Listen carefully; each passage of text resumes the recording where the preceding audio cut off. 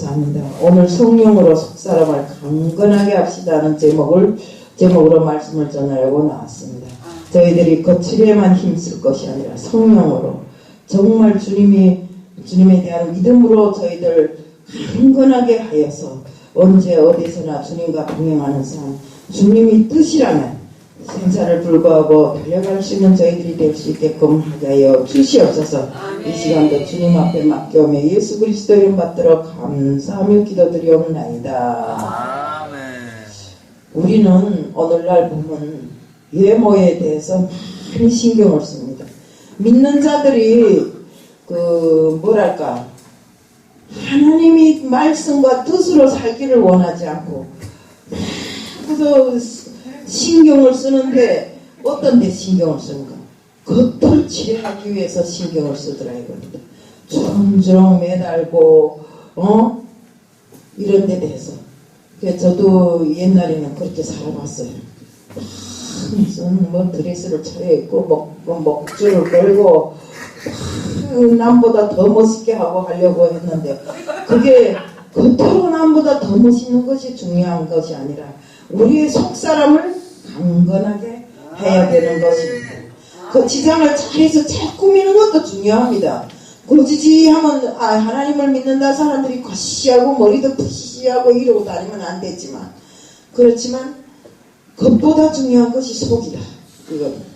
그래서 우리는 외모를 아무리 잘 갖춰도 겉이 중요한 것이 아니라 속이 중요하다는 걸 100번 1000번 기억해야 된다는 것입니다.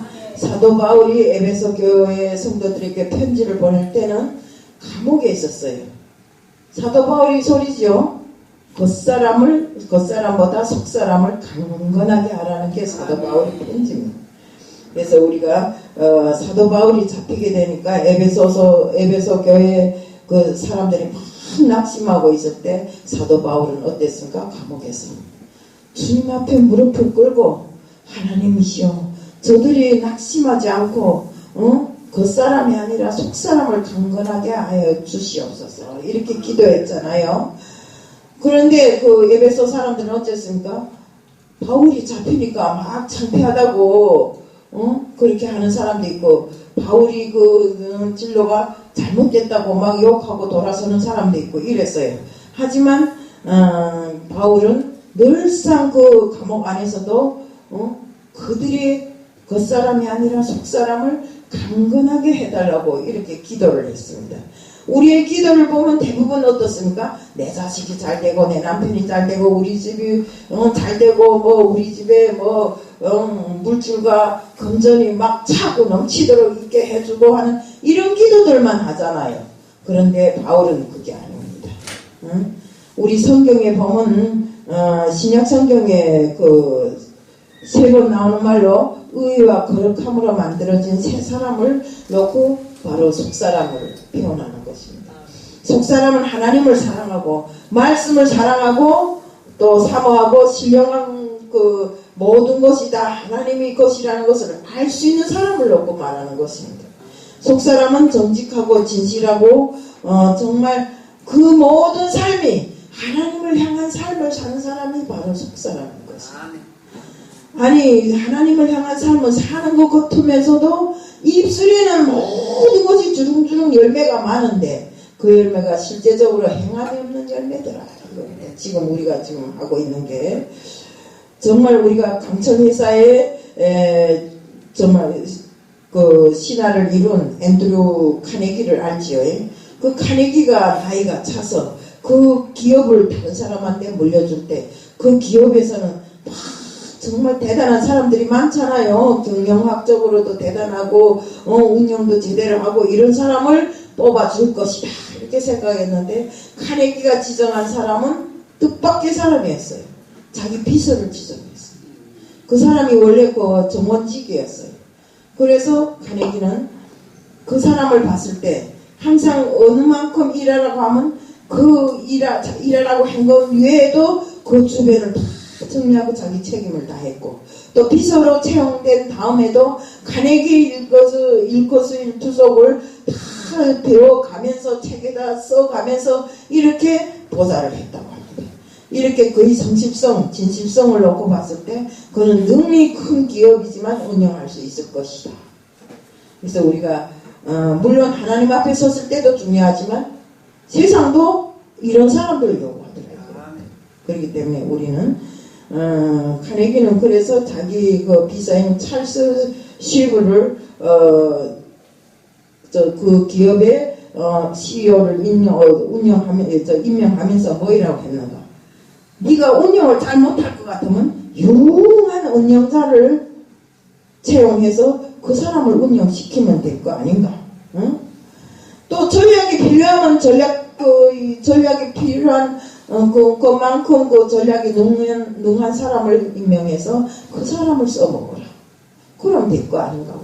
하지만 성실하고 근면하지 못하면 기업은 금방 파괴된다고. 때문에 그 성실성과 근면함을 보고 카네기는 그를 선택했던 것입니다. 언제 어디서나 성실하고 근면한 사람을 쓰듯이 우리 하나님도 같습니다. 하나님 일에 성실하고 진실하고 정말 눈가림으로 하지 않는 이런 사람을 쓰는 것입니다. 우리 사무엘상 16절 7절에 보면 이새의 아들 가운데 다윗을 왕으로 세우시면서 하나님께서는 나의 보는 것은 사람과 같지 않다. 사람은 외모를 보거나 사람을 외모로 보거나 여호와는 중심을 보시느니라고 하셨습니다. 하나님은 중심을 섬기고 주의 일을 열심히 하는 사람을 택하는 것입니다. 우리 성경은 교회 직분을 하나님이 일꾼이요 또 청지기로 표하는데 일꾼이란 것은 뭐인가 하면 자기 맡은 일을 맡은 사람이고 청지기는 소유권자가 아니라 관리인입니다. 우리 주인은 하나님이십니다. 바로 이 시간에도 시간도 생명도 물질도 재능까지도 다 하나님이 것을 관리하는 우리들이 청지기라는 소리입니다. 고린도전서 4장 1절에 보면 사람이 마땅히 우리를 그리스도의 일꾼이요 하나님이 비밀을 맡은 자로 여길지어다. 또 고린도전서 4장 2절에 보면 맡은 자들에게 구할 것은 충성이라고 했습니다. 또 에베소서 3장 7절은 바울은 자신을 그리스도의 일꾼이라고 했습니다. 선한 청지기는 주인이 맡긴 일을 잘 관리하는 이런 충성된 일꾼을 놓고 말합니다. 구원받은 우리 모두에게 장로, 권사, 안수집사 등 여러가지 직분을 맡겨주신 것은 일꾼으로서 일을 하라고 맡겨주신 것입니다. 충성된 청지기가 될 때 주인이 결산한 날 착하고 충성된 종이라는 이런 칭찬을 듣게 되어 있어요. 계시록 22장 12절에 보면 보라 내가 속히 오리니 내가 줄 상이 내게 있어 각 사람에게 그의 일한 대로 갚아주리라고 했습니다. 우리 모두 바울처럼 충성된 일꾼이 되기를 원합니다. 일하라고 세운 직분에 일을 하지 않고 계속 써서 말만 하고 지시만 하고 이러면 안 되는 것입니다. 저도 막 어떤 데는 스트레스 받을 때가 많아요. 산지 상황에서 다 목사라고 가르치려고 접어들고 자기네는 하지 않고 다 내인데만 뭐이라고 하면 가면 무슨 뭐 F가 어떠서 무슨 뭐가 어떠서 이거 다 해놔야 뭐 간다느니 뭐 자기가 예수요? 응? 다 해놓으면 오게? 우리는 이런 사람이 되면 안 된다 이겁니다. 하나님이 너를 청지기로 관리인으로 임명했으면 같이 손을 맞잡고 종이장도 맞들면 가볍다잖아요. 다 같이 힘을 합해야지. 거기서 일하는 사람이 따르고 자기네는 무슨 뭐요? 그걸 관리하는 사람이 아니고 무슨 지시하는 사람인가? 우리 이렇게 하면 안 됩니다. 일꾼을 세우는 데는 목적이 있습니다. 일하라고 세우는 것입니다. 일하지 않는 사람은 같이 그 직분이 아무리 높아도 그 가치가 없어요. 그리고 고여있는 문은 썩거나 구르지 않는 돌은 이끼가 끼어버립니다. 그것처럼 우리가 일하지 않으면 우리 마음에 우리의 믿음이 다 썩어버려요. 응? 손상돼 버린다 이겁니다. 또 사용하지 않는 칼은 부식된다고 했습니다. 내 생각은 그렇습니다. 칼이 부식되어서 썩어버리기 전에 그 칼이 무딜 정도로 우리가 사용을 당하는 게 더 좋다 이겁니다. 우리 하나님 일을 혼자서 할 수 없어요. 응? 누구 하나님 일 하는 사람 따로 있고 나는 지시하는 사람이 이런 게 아니라 이겁니다. 우리가 모세가 이스라엘 백성을 이끌고 광야로 나갔을 때 막 힘이 진했을 때 뭐이랍니까? 그의 장인 이드로가 뭐이랍니까? 하나님 일은 혼자 할 수 없으니 여러 사람을 임명해서 분야를 맡기라고 하잖아. 아멘. 네. 그렇기 때문에 우리 여기 앉은 분들도 다 같아요. 응? 자, 이영수 강도사는 50에서 출중하니까 여기 사람들한테 50에 대한 이런 감성을 배워주던가. 우리 김재열 전도사는 또 사진도 잘 찍고 찬양도 잘하고 하니까 사진도 찍고 찬양도 하고 다 자기 직분이 있잖아요. 우리 김덕선 목사님은 또 맨날 탑하느라고 부엌에서 이러고 청소하느라고 그러고 얼마나 이것이 바로 자기 직분을 맡은 사람들이 자기 직분에 충성하는 것입니다. 절대로 하나님 일을 혼자서 할 수가 없어요. 여기 김덕순 목사님이 암만 날고 기어도 혼자 못합니다. 그러니까 같이 맞들어서 일을 해야 된다 이겁니다. 사실 그때 광야에 나올 때 남성만 60만 명인데 거기에 여성들과 아이들까지 합하면 한 120만 명이 되는데 그 120만 명을 모세 혼자 다 이끌 수 있냐 이겁니다. 그렇기 때문에 아무리 능력이 있어도 모세 혼자 할 수 없기 때문에 이드로가 각 분야별로 맡기라 이렇게 했던 것입니다. 출애굽기 18장 21절에도 보면 온 백성 가운데 제덕이 겸손한 사람, 하나님을 두려워하는 사람, 진실무망하며 불의한 일을 미워하는 사람들을 뽑아서 일꾼으로 삼았다고 했습니다. 능력에 따라서 천부장, 백부장, 50부장, 10부장 이렇게 맡겨놓으니까 어땠습니까? 광야길을 갈 때 힘들지 않게 갈 수 있게끔 했다. 왜? 그 천부장, 백부장, 50부장 이 사람들이 다 자기 직무를 같이 수행하니까 혼자서 그 숱한 사람들을 다 움직이자 해보세요. 힘들지만 그 사람들이 각기 자기 맡은 분야에서 했으니까 그 길이 그렇게 힘들지 않았다고 했습니다. 우리 모두가 맡고 있는 직분대로 일해야 합니다. 우리 일꾼의 사명은 충성입니다. 고린도전서 4장 2절에도 보면 맡은 자들이 구할 것은 충성이라고 했습니다. 자신에게 맡겨주신 책임을 완수하는 것을 충성한 자라고 말합니다. 우리에게는 각자 주어진 사명이 있습니다. 오늘 모든 생명체는 원리와 사명을 가지고 존재합니다. 때문에 하나님이 만드신 창조물 속에 삶의 원리가 있고 그 원리를 따라가는 것이 바로 사명입니다. 땅은 자리가 있고 물질에는 물리가 있습니다. 몸에는 생리가 있고 마음에는 심리가 있듯이 하나님은 영이시기 때문에 영적 원리가 있습니다. 이 원리에서 벗어나면 질서가 파괴되고 균형을 잃게 되니 원리를 따라가는 게 사명입니다. 우리는 이것을 기억해야 됩니다. 우리가 시간이 많아서 주의를 하라고 한 것도 아니고 재산이 많아서 주의를 하라고 한 것도 아닙니다. 주의를 하라고 시간도 주셨고 재산도 주신 것입니다. 뭐 내가 이뻐서 주님이 나한테 무속을 주겠습니까? 그거 아니라 이겁니다. 때문에 우리는 봉사하라고 우리들에게 모든 것을 주신 하나님께 감사하면서 정말 봉사하고 내 인데 있는 소유를 무엇이든지 아끼지 말고 다 드리는 이런 사람들이 돼야 됩니다. 우리 가만히 보면 그렇잖아요. 뭐 죽으면 가져갈 게 하나도 없어요. 내가 요즘에 나이를 먹으면서 자꾸 계산해 봅니다. 돌아서서 계산해 보고 죽으면 내가 들고 갈 게 하나도 없더라고. 그러니까 어제 죽기 전에 빨리빨리 여기 다 날라와야 되는데 힘을 모자라고 내가 왜 운전을 안 배웠던가. 우리 부모산에도 일 안 하면 차에도 좀 이용해 먹었으면 좋겠는데 일하니까 뭐 이렇게 붙을 수도 없고 지금 이런 판이다 이겁니다. 그래서 우리는 정말로 미래를 위해서 내가 무엇을 좀 감춰놓고 저축하겠다 이런 생각하지 마세요. 네. 오늘 부를지 내일 부를지 모르는 것이 인생입니다. 우리 오늘 갈지 내일 갈지 합니까? 그렇게 토끼처럼 깡충깡충 뛰던 어떤 목사님이 좀 전에만 해도 선교방송에서 막 깡충깡충 뛰면서 그러더니 코로나로 돌아가셨대요. 그런 걸 놓고 봤을 때 내가 가는 인생길은 내가 장담을 못한다 이겁니다. 여기 앉은 분들은 다 괜찮아요. 제가 보니까 서로 있으면 갖다 놓아 먹으려고 애쓰고 놓아 쓰려고 애쓰고 이런 걸 봤을 때 진짜로 우리가 하나님이 사람으로서 서로 나누고 봉사하는 일에 이제는 몸에 배에 있더라고요. 그러니까 괜찮은 것 같고 앞으로도 그런 일을 계속 함께 해나갔으면 좋겠습니다. 바울은 자신이 맡은 역할과 목적을 세 가지로 표현했습니다.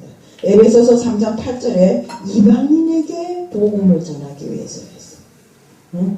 그 다음에 우리 에베소서 3장 9절에도 하나님 안에 감춰진 비밀을 사람들에게 알려주기 위해서라고 했어요. 또 에베소서 3장 10절에는 하나님의 다양한 지혜를 알려주기 위함이라고 했습니다.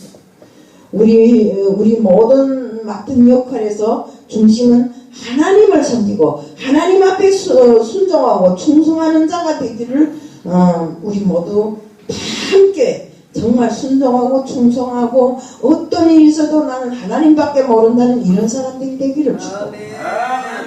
계시록 22장 12절에 보면 보라 내가 속히 오리니 내가 줄 상이 내게 있어 각 사람에게 그가 행한 대로 갚아주리라고 했습니다.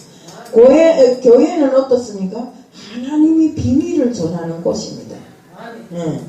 교회를 말미암아 지혜를 알게 하셨고 또 하나님이 감춰진 비밀을 이 교회를 통해서 하나하나 이렇게 벗겨지면서 알게 돼 있어요.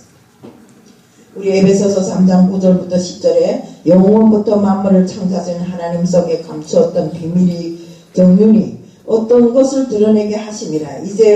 이는 이제 교회로 말미암아 하늘에서 정사와 권세들에게 하나님의 각종 지혜를 알게 하심이라. 하나님 속에 감추었던 비밀의 경륜을 교회로 말미암아서 하늘의 지혜로 알게 하십니다. 교회는 주님이 교회라고 했습니다. 마태복음 16장 18절에 보면 주님은 반석 위에 내 교회를 세우리니 음부의 권세가 이기지 못하리라고 했습니다. 또한 교회는 주님이 피로 사신 주님의 몸된 교회라고 하셨습니다. 우리 사도행전 20장 28절에 하나님이 자기 피로 사신 교회를 보살피게 하셨느니라고 했습니다. 교회를 중심한 삶이 하나님을 중심한 신앙입니다. 교회는 주님이 몸이요 주님이 교회이기 때문에 우리는 정말 교회에 모이기를 힘써야 됩니다. 우리 그 성전은 하나님이 계시고 주님이 계시고 성령이 계시는 곳입니다. 때문에 성도들에게 세 가지 성전이 있다고 했어요. 무슨 성전이 있을까요? 우선 유흥의 성전이 있습니다. 이것처럼 보이는 성전. 다음 우리 마음이 성전입니다. 또 천상의 성전이 있습니다. 영원한 천국입니다. 우리 고린도전서 3장 16절에 너희는 너희가 하나님이 성전인 것과 하나님이 성령이 너희 안에 계시는 것을 알지 못하느냐고 하였습니다. 어떤 사람들은 뭐라고 말하면 하나님이 성전인 내 몸을 잘 보존하기 위해서 간문해야 된다고 하면서 죽기 살기로 그 몸 보존하기에 힘쓰더라고요. 하나님 일은 하지는 않고 죽기 살기로 내 몸 보존하는 일을 하려고 애쓰더라고요. 그런데 이런 게 있더라고요. 성경에 보면 하나님은 항상 일하는 자에게 한 가지 가시를 줘요. 왜? 경거망동하지 마. 예. 교만하지 말라고. 그래서 정말 모든 일을 하나님께 전념할 수 있도록 그것을 위해서 기도하려도 하나님 이름을 불러야 될 거 아닙니까? 우리 바울이 그렇게 대단한 사람이고 그렇게 바울에게 하나님이 모든 것을 주셨다 하지만 바울도 눈에 가시를 주셨어요. 그래서 눈이 잘 보이지 않는 이 가시를 주셨는데 우리 역시 같습니다. 우리에게도 아프면 어떤 사람 저주를 하더라. 너 귀신이 들려 그래. 마귀가 들려서 그래. 그러는데 아픈 사람이 또 터놓고 마귀가 들려 그러는 게 아니라 때로는 하나님이 그에게 각성하라고 아프게 할 때도 있더라. 그래서 너무 남한테 상처되는 소리를 하면 믿음이 적은 사람 떠나가 버려요. 에라 모르겠다고. 그러니까 우리 그렇게는 하지 맙시다. 우리 천상의 성전은 주님과 영원히 함께 사는 곳이라고 우리 요한복음 14장 2절에도 그렇고 계시록 21장 2절에도 말씀하셨어요. 또 계시록 21장 4절에 사망이 없고 애통한 것이나 곡하는 것이나 아픈 것이 다시 있지 않은 곳이라고 이렇게 말씀하셨습니다. 천상의 성전은 성도는 성전을 참고 지상 성전에서 살다가 천상 성전으로 가는 것입니다. 성전을 중심으로 해서 하나님 중심으로 살아야 됩니다. 베드로전서 2장 7절에도 하나님이 내 인생의 머릿돌이 되어야 합니다. 우리가 성전을 또 내 몸이 성전이라니까. 내 몸이 성전인데 왜 교회에 가는가? 또 이런 사람이 있어요. 잘못 이해하는 것입니다. 내 몸이 성전이라도 우리는 보이는 이 교회에 와서 많은 사람들과 더불어 살면서 손을 이루고 또 목사님을 통해서 하늘나라의 비밀을 하나하나 깨우치는 이런 일을 해야 된다. 내가 혼자서 하늘나라의 비밀을 알 수 있어요? 성전이면 뭘 아는데? 배워야 되죠. 깨우쳐야 되죠. 말씀을 듣고 그 말씀을 내 마음에 깨우쳐야 된다 이겁니다. 예. 건축에서 머릿돌을 중심으로 방향을 정하듯이 우리 모두 인생의 중심을 바로 주님이시라는 것을 똑바로 알고 그 방향을 제대로 정해야 되는 것입니다.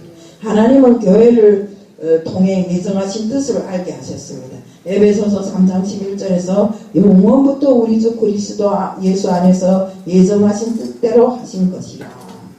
영원부터 예정하신 뜻이란 것은 영원하신 목적에 따라 시대가 변해도 하나님이 예정하신 모든 것은 변하지 않는다. 이 소리입니다. 지난날을 돌아보면 내가 계획하고 설계하고 무엇인가 이루려고 했던 그 모든 것들이 내가 했습니까? 아니잖아요. 하나님이 하시잖아요. 나는 계획을 하고 생각만 해도 하나님이 집행해 주신다 이겁니다. 네. 잠언서 16장 9절에 사람이 마음으로 지킬 길을 계획할지라도 그 걸음을 인도하시는 것이 하나님이십니다. 목회도 그렇습니다. 내가 한 것 같지만 뒤돌아보면 하나님이 하셨더라 이겁니다. 내가 언제 신앙을 그렇게 해서 하나님의 말씀을 이렇게 열거할 수 있겠는가 이겁니다. 네. 어떤 사람들은 글쎄 물론 대학을 졸업한 사람도 있겠지만 못한 사람들 나와서 하는 거 보면 기똥 차요.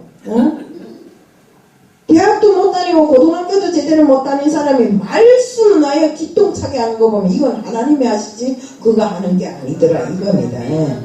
그래서 어떤 목사님은 늘 장갑 목회를 고백합니다. 장갑. 겉에서 장갑이 뭐 하는 것 같았지만 결국에 가서는 그 안에 있는 손이다 하더라 이거예요. 결국 그것처럼 정말 내 속에 움직이는 그 모든 것에 충성하면 하나님께 충성하는 것입니다. 하나님은 우리에게 새로운 영감, 모든 것을 다 영감으로 주시지 않아요. 응? 큰 소리로 외치면서 야 신호가 니 뭐야 이러기보다도 기도를 하다 보면 내한테 퍼뜩 떠오르는 게 있어요. 우리 임장로님이 기도하다도 내한테 전화 와요. 내가 오늘 이 찬송을 하겠는데 이 찬송을 주시는데 해도 돼요? 이렇게 전화를 하시더라고요. 그렇게 뭔가가 기도하다 보면 내한테 떠오르는 게 있어요. 갑자기 그것이 바로 하나님의 뜻입니다. 네, 이것을 알아야 됩니다. 정말 우리의 인생도 보이지 않는 하나님의 손이 움직이듯이 국가도 세계도 다 하나님이 움직이십니다. 그 움직임에 불순종하다 보면 불행해지는 것입니다. 우리가 이스라엘 백성이 광야에서 불순종함으로 40여 년간 동안을 광야에서 연단 생활을 했잖아요. 40일이면 능히 닿고도 좋게 남을 시간이었는데 40년을 광야에서 배회하면서 갔던 곳에 또 가고 돌았던 곳에 또 돌면서 이렇게 40년간을 광야에서 연단 생활을 하였습니다. 물론 불평불만하던 1세대는 광야에서 다 죽어버렸어요. 지금 우리 세대의 동성애 차별금지법 그런 악법이고 하나님의 진노를 살 수 있는 이런 법들이 지금 많이 나와 돌아다니고 있어요. 때문에 성도들은 지혜 있게 이런 것을 피해야 하고 이런 것이 있으면 담대하게 하나님 말씀을 까부셔야 합니다. 하나님의 일꾼은 사는 방법이 다릅니다. 오직 믿음으로 사는 것입니다. 에베소서 3장 12절에 보면 우리가 그 안에 그를 믿음으로 말미암아 담대함과 하나님께 당당히 나아감을 얻느니라. 믿음으로 말미암아 담력과 확신을 얻는다는 소리입니다. 믿음이 없으면 우리가 담력과 확신이 없어요. 우리 현실이 평안하거나 든든한 세상만이 아니고 하루아침에 어떻게 될지를 모릅니다. 우리가 무슨 딱 어느 시간까지 살고 너는 어느 시간까지 늙고 어느 시간까지 죽어라 하는 계획이 없잖아요. 오늘 아침에 난 사람도 그 시간에 가버리는 사람이 있고 나서 10년을 살고 가는 사람, 20년을 살고 가는 사람. 이것은 계획에 있는 것이 아닙니다. 하나님이 부르시면 우리는 가야 됩니다. 그렇게 믿음으로 담력과 확신을 가지고 하나님 앞으로 나가야 돼요. 믿음만이 담력과 확신이와 방패가 되는 것입니다. 사무엘상 17절 45절에 보면 골리앗 앞에 선 다윗은 너는 칼과 단창을 의지하지 하고 나오나 나는 여호와의 이름으로 싸우리라고 했습니다. 또 사무엘상 17장 47절에는 여호와의 구원하심이 칼과 창에 있지 아니함을 이 무리에게 알게 하리라. 전쟁은 여호와께 속한 것인즉 그가 너희를 우리 손에 넘기리라. 할렐루야. 이것은 믿음이고 하나님에 대한 확신입니다. 다윗은 어땠습니까? 목동일 때 양을 사자나 이리가 물어가면 끝까지 쫓아가서 그 입을 벌리고 거기에서 여호와의 이름을 부르면서 그 양을 뺏어갔어요. 그런 담력이 어디서 나옵니까? 여호와의 이름을 부를 때 그런 담력이 나오는 것입니다. 골리앗하고 다윗이 상대나 됩니까? 그렇지만 그는 여호와께서 주신 능력과 담력으로 돌매 물맷돌 하나로 골리앗을 쳐넘기잖아요. 그것처럼 우리는 항상 무슨 일을 하든지 여호와의 이름을 부를 때 기적이 일어나고 능력이 일어나는 것입니다. 사도 바울은 믿음이 사도였습니다. 자신을 복음을 전하는 일꾼이라 하였고 나는 복음이 빛이다라고 했어요. 에베소서 3장 13절에 자신은 복음을 전하다 감옥에 있으면서도 오히려 성도들을 위로하며 나의 환난에 낙심 말라 하면서 환난이 영광이라고 했습니다. 온통 이기적이고 탐욕에 빠진 오늘 현실날 정말 사람들 놓고 보면 저는 사도 바울이라는 영화를 보면서 사도 바울이 얼마나 부러웠는지 몰라요. 나도 좀 저처럼 될 수 없겠는가. 근데 아무리 따져봐도 나는 저처럼 될 수 없더라고요. 지금 현재 상황에서는. 정말로 바울은 이전에는 정말 주님을 핍박하는 사람이었지만 교회를 핍박하는 사람이었지만 오늘날에 주님의 사도가 되었어요. 정말로 주님 하나밖에 모르고 한 분밖에 모르고 자신이 모든 것을 바쳐서 주님 일에 매진한 사람이었어요. 에베소 교회를 개척한 믿음의 아버지요 스승인 사도 바울이 정말 이렇게 감옥에 들어갔을 때 에베소 사람들이 낙심하지만 사도 바울은 항상 세상 사람들과 기도가 틀리잖아요. 그들에게 내적인 사람을 강건하게 해달라고 이렇게 하잖아요. 속사람을 강건하게 해달라 이렇게 기도하잖아요. 나도 기도하다 보면 맨날 우리 아들들 잘되게 해달라 하지 언제 한번 내 속사람을 강건하게 해달라고 해본 기도가 몇 번 있는 것 같지도 않아요. 그러니까 우리는 기도를 조금 바꿔야 됩니다. 항상 기도하면서 내 이기를 추구해서 우리 아들들만 잘하게 해주고 우리 이웃만 잘하게 해달라 하지 말고 정말 주님이 바라시고 원하시는 대로 내가 살게 하기 위해서는 어떻게 해야 되겠는가 하는 것을 주님 앞에 물으면서 기도하는 우리들이 돼야 된다. 이거예요. 정말 속사람은 하나님을 사랑하고 말씀을 사모하고 신령한 것으로 살기에 속사람은 성령이 충만한 삶을 의미합니다. 로마서 8장 2절에 보면 겉사람은 죄와 사망의 법의 다스림을 받지만 속사람은 생명의 성령을 법으로 삽니다. 어떻습니까? 겉사람은 죽을 수 있는 사람이지만 오늘이라도 죽을 수 있는 사람이지만 속사람은 죽습니까? 우리는 영생을 가진 사람들이잖아요. 그러면 우리 영이 영원한 생명을 가지고 죽지를 않는다 이겁니다. 때문에 그 속사람을 잘 다스리지 못하면 지옥과 천국이 그때 갈려지는 것입니다. 죄를 멀리하고 날마다 예수님을 닮아가기에 애쓰면서 살아가야 됩니다.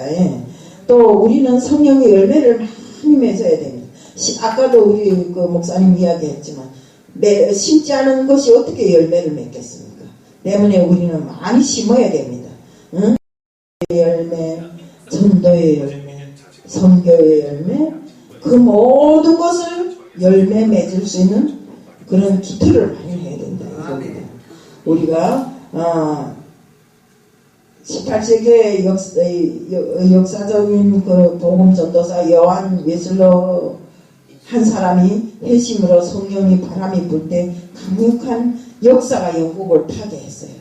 그게 뭐인가 하면 회개운동이 일어나고 교회가 성장하면서 경제가 회복되고 가출 소년들이 돌아오고 술집이 문을 닫아버리는 이런 역사적인 일이죠. 우리나라도 그렇잖아요. 그 전에 막 기도의 불길이 일어나고 성령의 불길이 활활 타올 때 우리나라가 발전을 많이 했잖아요. 그것처럼 1703년에 목사의 아들로 태어난 것은 옥스포드 대학에서 경건운동을 일으키며 진리운동으로 순결한 생활을 했습니다. 그런데 선교 여행 중에 풍랑을 만났는데 배가 침몰할 직전에 처해 있었어요.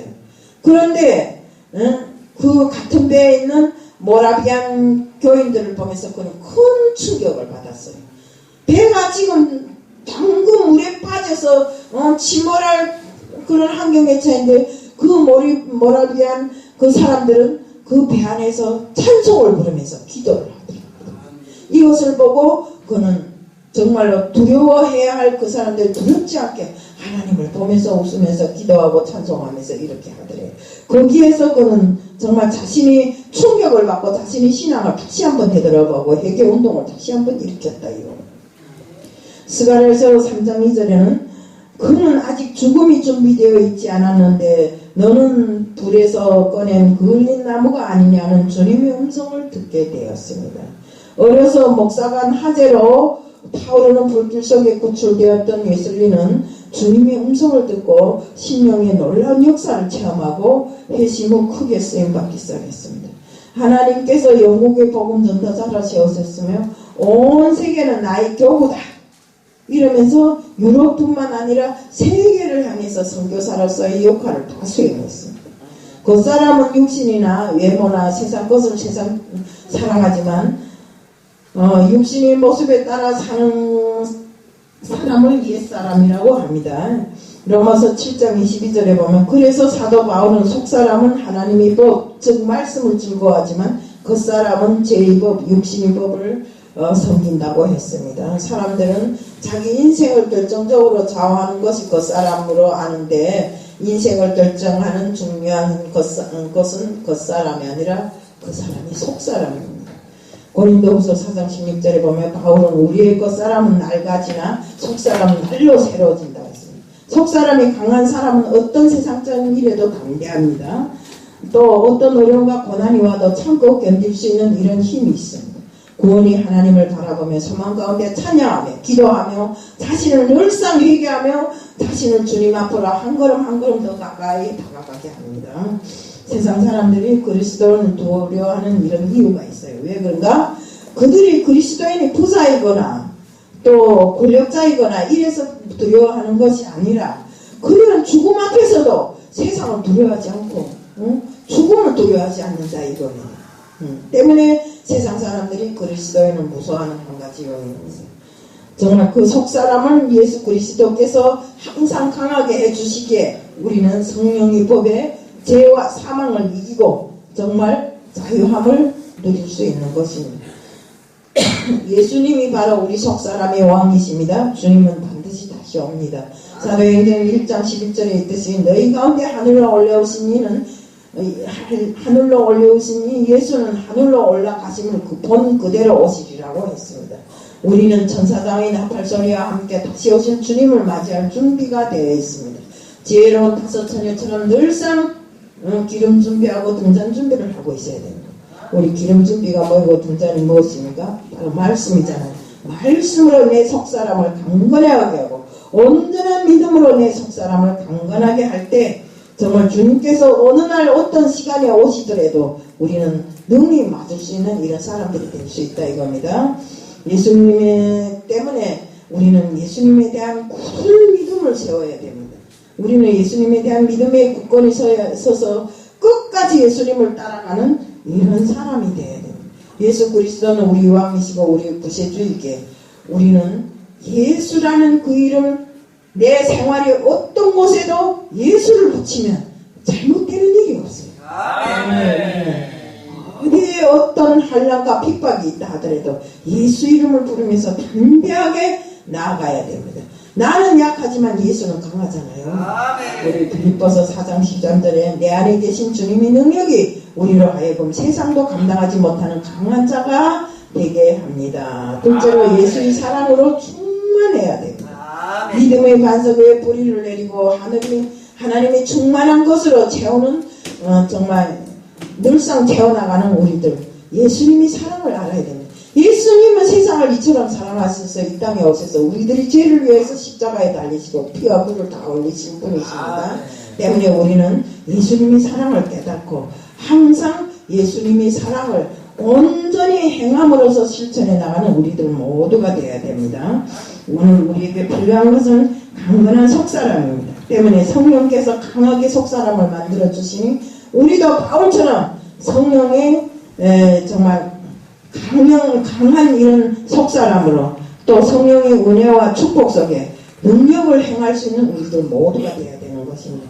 또 오순절 마가의 다락방에 임했던 성령의 불로 날마다 충만하시기를 바라고 우리들도 정말 마가의 다락방에서 일어났던 그 성령의 불길이 우리 이 교회에도 활활 타올라서 정말 이 교회가 부흥되고 날로 장성하는 교회가 되기를 축복합니다. 사랑의 하나님 아버지 감사합니다. 믿음으로 속사람을 강건하게 하고 항상 하나님의 은혜와 축복 속에 살아가는 저희들 되게 하여 주시옵소서. 오늘 이 시간도 주님 앞에 맡겨오며 예수 그리스도 이름 받들어 감사하며 기도드리옵나이다. 아멘.